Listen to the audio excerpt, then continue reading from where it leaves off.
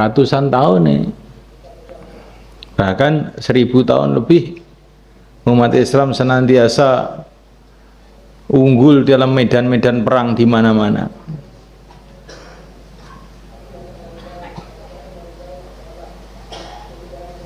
Wasumu tasihu, dan puasalah kamu semua, kamu akan sehat. Ini nyata, orang yang banyak puasa itu badannya disehat. Wasafiru tastaghnu, dan safarlah kamu semua, kamu akan jadi kaya. Kamu lihat yang menguasai ekonomi di mana-mana itu kan mesti orang-orang pendatang. Orang-orang yang tinggal, yang tempatan itu ekonominya biasanya susah. Ya tidak semua, tapi di mana saja orang pendatang itu lebih kaya daripada orang-orang penduduk asli. Di mana aja itu.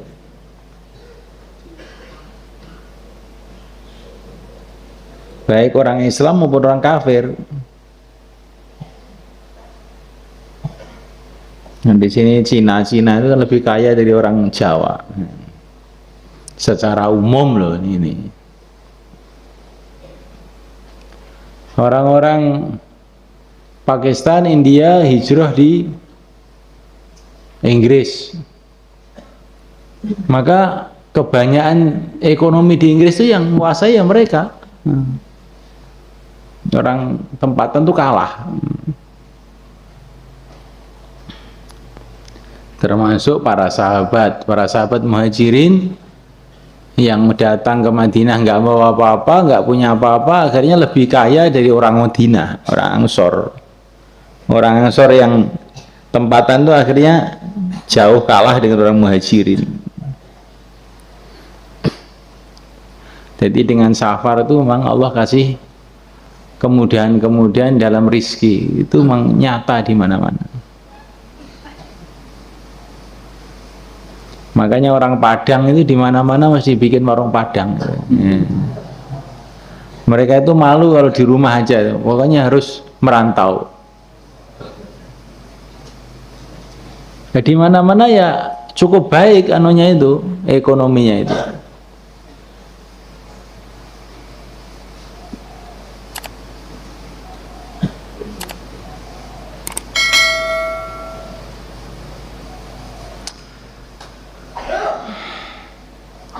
Wa kharaja Ibnu Majah bi isnadi an Abi Hurairah radhiyallahu ta'ala anhu qala Rasulullah sallallahu alaihi wasallam li kulli syai'in zakah.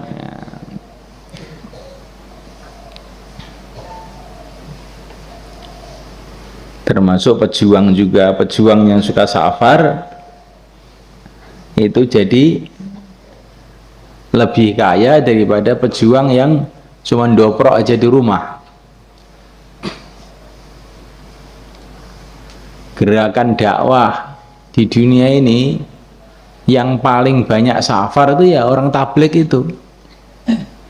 Maka orang tabligh itu ya di antara gerakan yang ada di dunia ini yang paling banyak rezekinya. Masanya nyatanya begitu.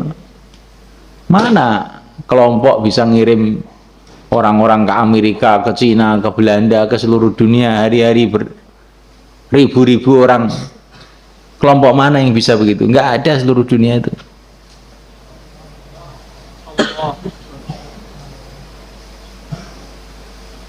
Jadi safar itu mendatangkan kemudahan rizki. Kamu tuh di Temboro ini, santri ini kan safar tuh ini. Nah, kamu tuh nggak pernah kerja, makan aja tiap hari. Ya kan? Mana orang lebih enak melebihi kamu coba? Orang itu biasanya cari makan dengan di sawah, di ladang, di toko. Kamu loh, duduk aja sudah makan. Tidur dibangunkan, sahur. Nah, nggak usah masak. Lah ini kan kiriman dari orang tua. Lah orang tua itu yang menggerakkan siapa? Nah, orang yang imannya jangan iman yang rusak. Kalau orang tua kamu nggak digerakkan oleh Allah, nggak akan ngirim uang juga sama kamu itu.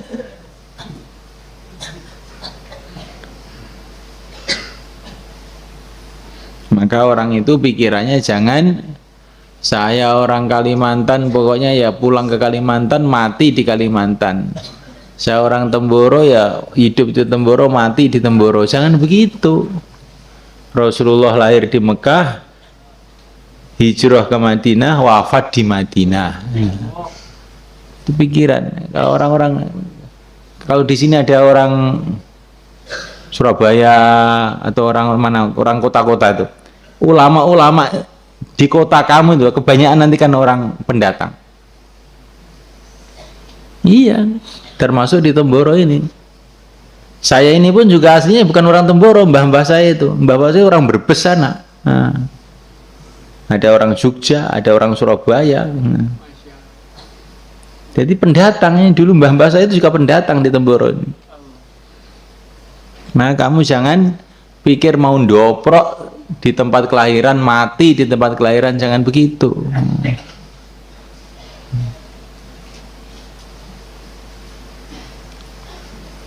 Likulli syai'in zakat, bagi segala sesuatu zakatun zakat, wa zakatul jasadi, dan zakatnya jasad. As-shaumu adalah puasa, wa siyamu puasa, nisfu sabri adalah separuhnya kesabaran.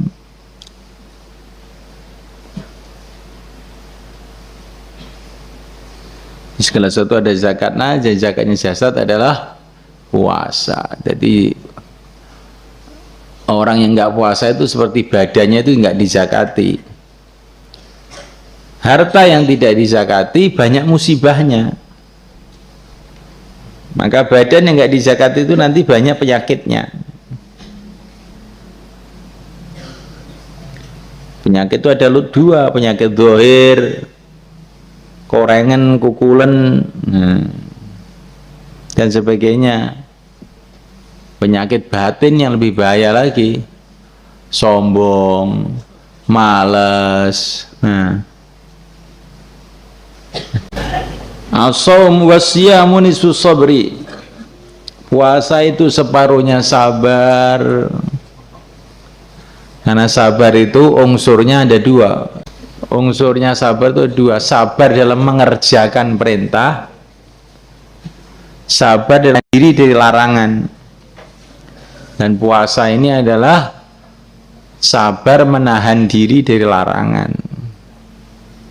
Maka dikatakan puasa itu separuhnya sabar.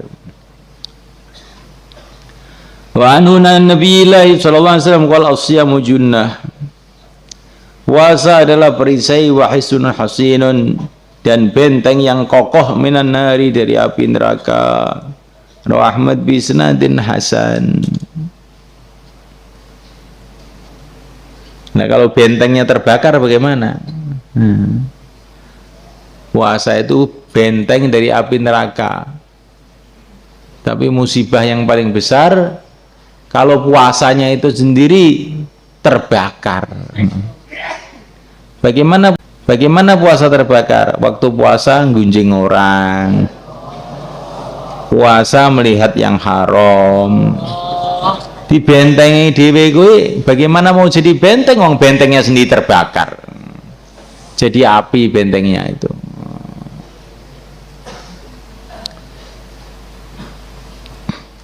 Wa an Utsman bin Affan wa an Utsman bin Abil As radhiyallahu ta'ala anhu qala sami'tu Rasulullah sallallahu alaihi wasallam yaqul as-siyamu junnah minan nar. Puasa junnatun adalah perisai minan nari, dari api neraka. Ka junnati ahadikum, seperti bentengnya, seperti perisainya salah satu di antara kamu, minal qitali, dari perang. Wa siyamun hasanun, dan adalah puasa yang bagus, salah satu ayam, puasa 3 hari, min kulli syahrin, setiap bulan. Rawahu Ibnu Huzaimah. Adalah puasa yang baik, puasa 3 hari tiap bulan. Tiap bulan, awal bulan, tengah bulan, akhir bulan sama aja. Tapi yang lebih utama ayamul bid, tengah bulan. 14, 15, 16.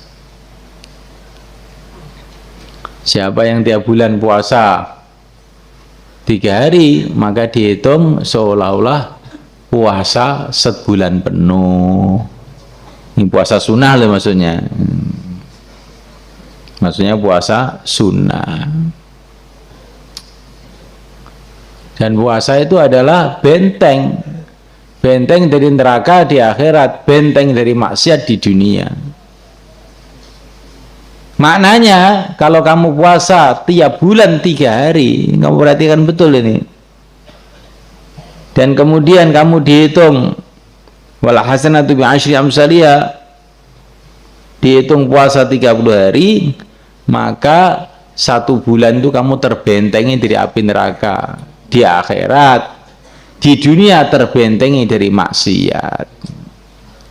Jadi orang itu kalau puasa tiap bulan 3 hari itu nanti insya Allah dia akan jauh dari maksiat.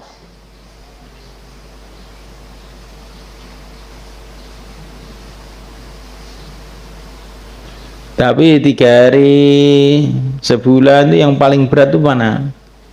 Yang paling berat itu kalau nggak ada temennya, yaitu puasa Syawal. Ya. Nah temannya pada makan semua, puasa jadi berat sekali. Makanya kalau di Yaman itu hari raya itu ya biasa, udah nggak rame-rame. Hari kedua langsung semua puasa. Nanti kalau sudah hari ke-7 berbuka baru rame-rame selamatan. Nah, ya orang Yaman tuh gitu. Supaya jadi ringan itu posone bareng-bareng sisan.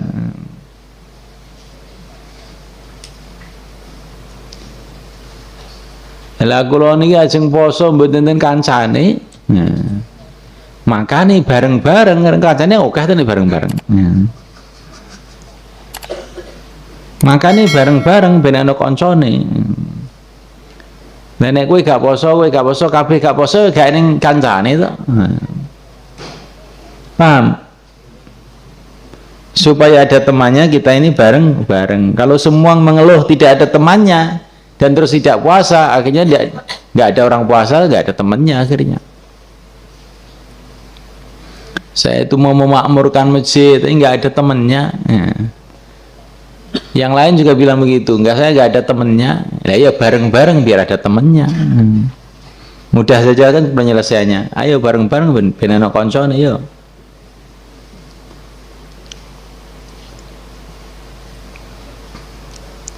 Wa an Jabirin radhiyallahu anhu qala Rasulullah sallallahu alaihi wasallam asyamu junnah.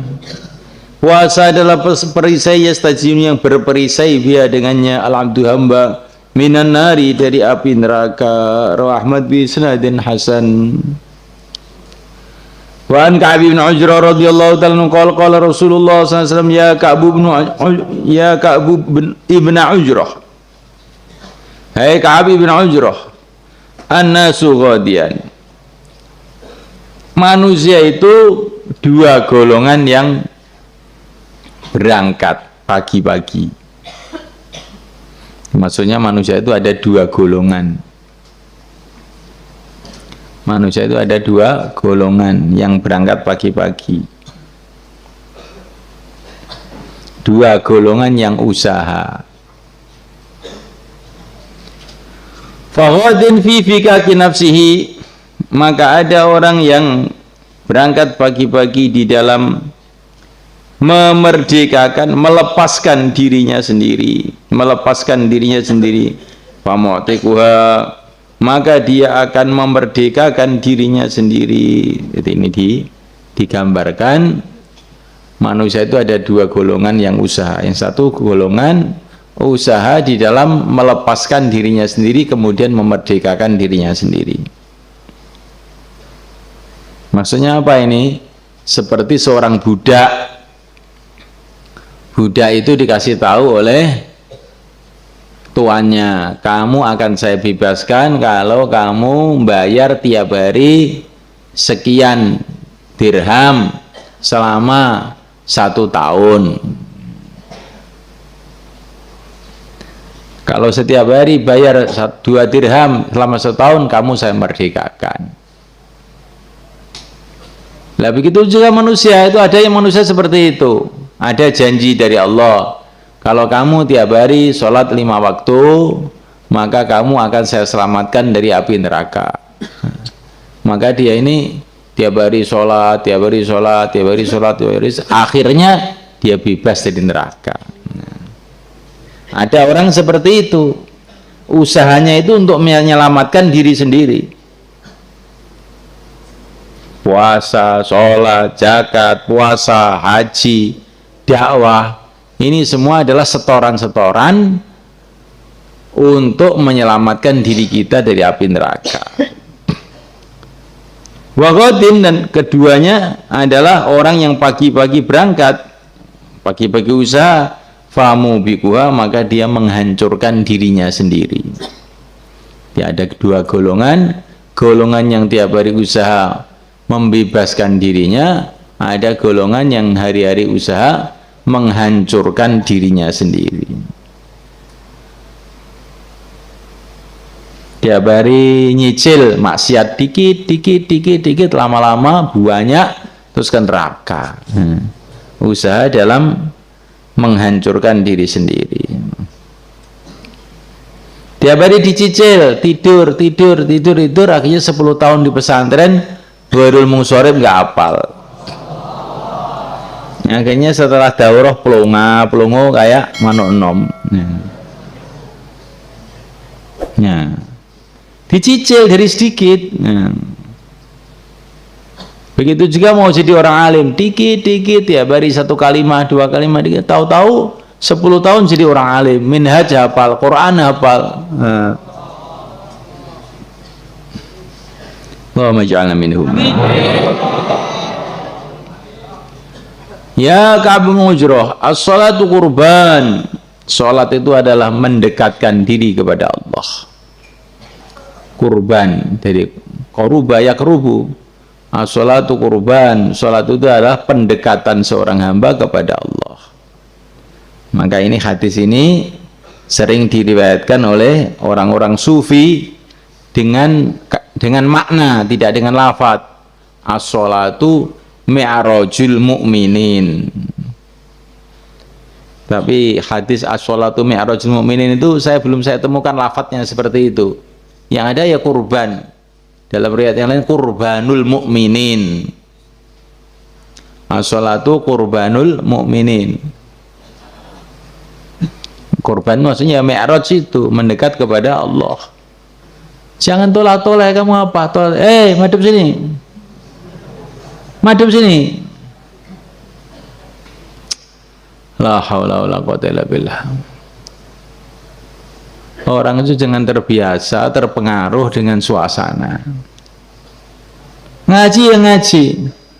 Tiru Imam Abu Hanifah itu. Di tengah-tengah ngaji, tahu-tahu ada ular jatuh dari atap di pangkuan beliau. Beliau tidak bergerak.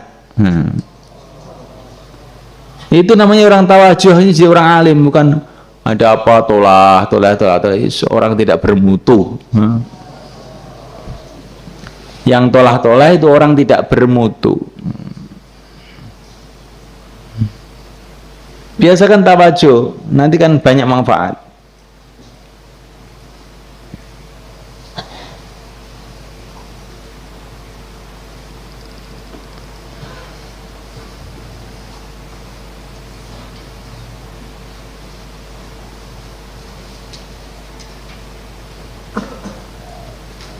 Ada seorang ulama dengan penuh khusyuk sekali,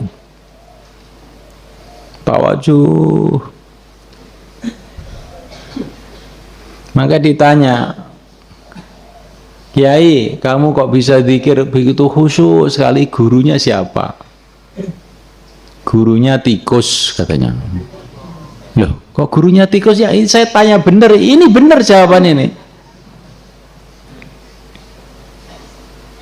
Bagaimana ceritanya? Itu ada kucing, dia mengintai tikus. Tikusnya nggak mau keluar dari liangnya itu. Dia tunggu aja. Saya lihat mulai habis isya, itu tikus tuh nggak keluar-keluar. Tapi namanya kucing itu nunggu aja dengan penuh konsentrasi. Tengah malam saya lihat masih juga nunggu aja di dekat liang tikus itu. Setelah saya mau wudhu subuh, ternyata kucing itu sudah makan tikus. Berhasil dia menunggu semalam suntuk untuk keluarnya tikus itu. Maka saya berpikir kalau kucing itu begitu sabarnya, tawajuh betul untuk mencari tikus, saya itu mencari ridho Allah, masa nggak bisa tawajuh? Kalah dengan kucing dong. Kalah dengan kucing. Kalau kamu dikatakan kalah dengan kucing, mau? Kalah dengan kucing. Siapa yang tolah-toleh kalah dengan kucing. Siapa yang kalah dengan kucing? Tikus. Bukan kamu, ya. Kamu menang dengan kucing. Wasaumu junnah, puasa adalah perisai. Wassadaqatu tudfiul khatiyah. Sedekah itu memadamkan dosa. Jadi dosa itu dia gambarkan sebagai api, dan sedekah memadamkan dosa. Kama yadhabul jalidu ala sofa, sebagaimana hilang al jalidu salju ala sofa atas batu. Rawi Ibnu Hibban.